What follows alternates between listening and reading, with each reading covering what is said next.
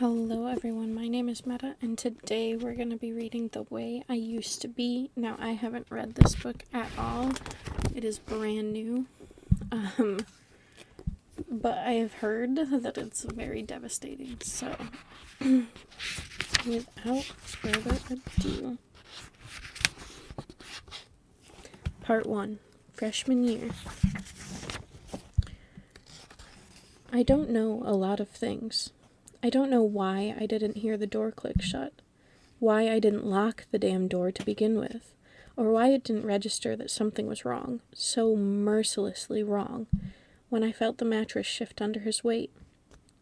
Why I didn't scream when I opened my eyes and saw him crawling between my sheets, or why I didn't try to fight him when I still stood a chance. I don't know how long I lay there afterward, telling myself, squeeze your eyelids shut. Just try to forget. Try to ignore all of the things that didn't feel right, all the things that felt like they would never feel right again. Ignore the taste in your mouth, the sticky dampness of the sheets, the fire radiating through your thighs, the nauseating pain, this bullet-like thing that ripped through you and got lodged in your gut somehow. No, can't cry, because there's nothing to cry about. Because it was just a dream, a bad dream, a nightmare. Not real, not real, not real. That's what I keep thinking. Not real, not real, not real. Repeat, repeat, repeat, like a mantra, like a prayer. I don't know that these images flashing through my mind, a movie of someone else, somewhere else, will never really go away. Will never ever stop playing, will never stop haunting me.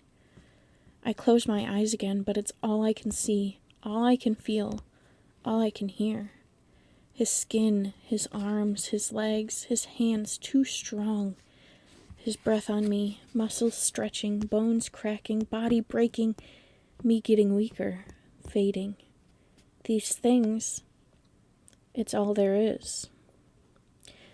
I don't know how many hours pass before I awake to the usual Sunday morning clamor, pots and pans clanging against the stove.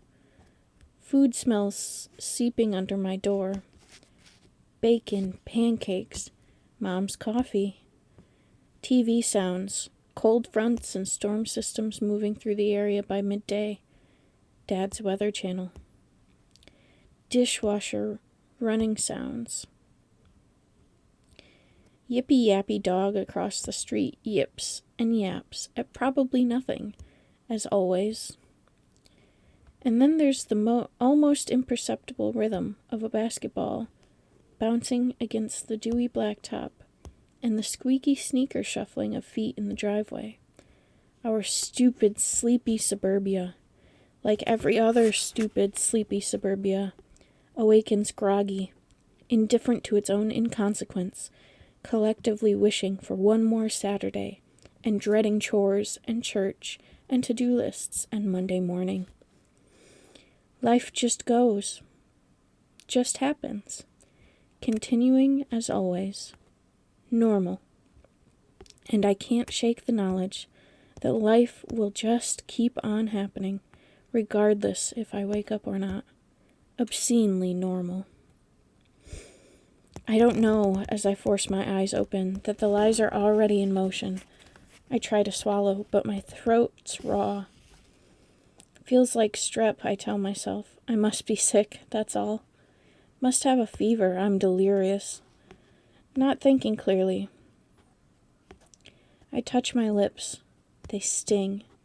And my tongue tastes like blood, but no, it couldn't have been. Not real. So as I stare at the ceiling, I'm thinking, I must have serious issues if I'm dreaming stuff like that. Horrible stuff like that. About Kevin. Kevin. Because Kevin is my brother's best friend. Practically my brother. My parents love him like everyone does, even me, and Kevin would never, could never. Not possible. But then I try to move my legs to stand. They're so sore. No, broken feeling. and my jaw aches like a mouthful of cavities. I close my eyes again, take a deep breath, reach down and touch my body. No underwear. I sit up too fast and my bones wail like I'm an old person. I'm scared to look, but there they are. My days of the week underwear in a ball on the floor. They were my Tuesdays, even though it was Saturday, because, well, who would ever know anyway? That's what I was thinking when I put them on yesterday.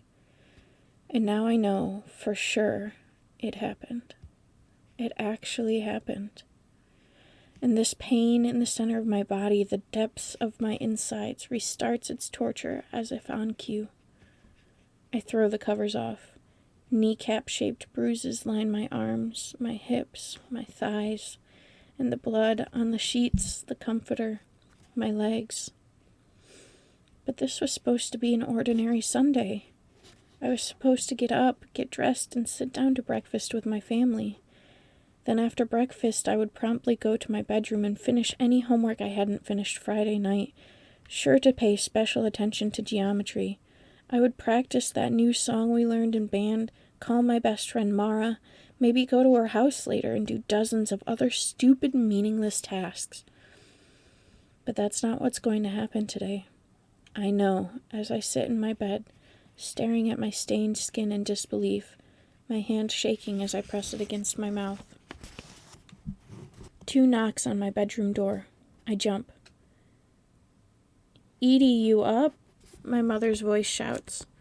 I open my mouth, but it feels like someone poured hydrochloric acid down my throat, and I might never be able to speak again. Knock, knock, knock. "Eden, breakfast." I quickly pull my nightgown down as far as it will go, but there's blood smeared on that too. "Mom," I finally call back, my voice scratchy and horrible. She cracks the door open. As she peers in, her eyes immediately go to the blood. "Oh God," she gasps as she slips inside and quickly shuts the door behind her. "Mom, But how am I supposed to say the words? The worst words. The ones I know have to be spoken." "Oh, Edie," she sighs, turning her head at me with a sad smile. "It's okay." "What?" I start to say. How can it be okay? In what world is this okay? This happens sometimes when you're not expecting it. She flits around my room, tidying up, barely looking at me while she explains about periods and calendars and counting the days. It happens to everyone. That's why I told you need to keep track. That way you won't have to deal with these surprises. You can be prepared. This is what she thinks it is. Now, I've seen enough TV movies to know you're supposed to tell. You're just supposed to fucking tell, but... "Why don't you hop in the shower, sweetie?" she interrupts. "I'll take care of this, She begins, gesturing with her arm in a wide circle over my bed, searching for the word. "This mess. This mess. Oh, God. It's now or never. Now or never. It's now. Mom," I try again. "Don't be embarrassed," she says with a laugh. "It's fine, really, I promise." She stands over me, looking taller than she ever has before, handing me my robe, oblivious of my Tuesday underwear crumpled up at her feet. "Mom, Kevin," I start, but his name in my mouth makes me want to throw up. "Don't worry, Edie, he's out back with your brother. They're playing basketball, and your father's glued to the TV as usual. Nobody'll see you. Go ahead, put this on." Looking up at her, I feel so small, and Kevin's voice moves like a tornado through my mind, whispering, his breath on my face. "No one will ever believe you. You know that. No one. Not ever." Then my mom shakes the robe at me, offering me a lie I didn't even need to think up. She starts getting that look in her eye, that impatient, "it's the holidays and I don't have time for this" look. Clearly, it was time for me to get going so she could deal with this mess, and clearly nobody was going to hear me. Nobody was going to see me. He knew that. He had been around long enough to know how things work here. I try to stand without looking like everything is broken. I kick the Tuesdays under the bed so she won't find them and wonder. I take my robe, take the lie, and as I look back at my mother, watching her collect the soiled sheets in her arms, the evidence, I know somehow if it's not now, it has to be never, because he was right. No one would ever believe me. Of course they wouldn't. Not ever. In the bathroom, I carefully peel off my nightgown, holding it at arm's length as I ball it up and stuff it in the garbage can under the sink. I adjust my glasses and examine myself more closely. There are a few faint marks on my throat in the shape of his fingers, but they're minor, really, in comparison to the ones on my body. No bruises on my face, only the 2-inch scar above my left eye from my bike accident 2 summers ago. My hair is slightly more disastrous than usual, but essentially I look the same. I can pass. By the time I get out of the shower, still dirty after scrubbing my body raw, thinking I could maybe wash the bruises off, there he is.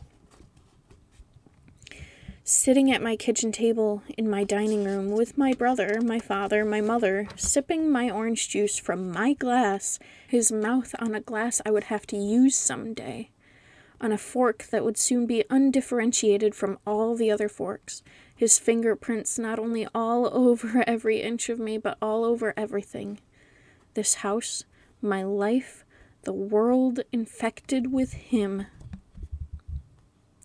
Kalen raises his head and narrows his eyes at me as I cautiously approach the dining room. He can see it. I knew he would see it right away. If anyone was going to notice, if I could count on anyone, it would be my big brother. Okay, you're being really weird and intense right now, he announces. He could tell, because he always knew me even better than I knew myself.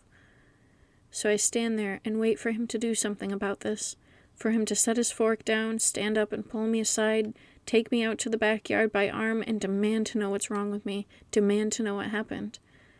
Then I'd tell him what Kevin did to me, and he'd give me one of his big brotherisms like, "Don't worry, Edie, I'll take care of it." The way he did whenever anyone was picking on me. And then he'd run back inside the house and stab Kevin to death with his own butter knife. But that's not what happens. What happens is he just sits there, watching me.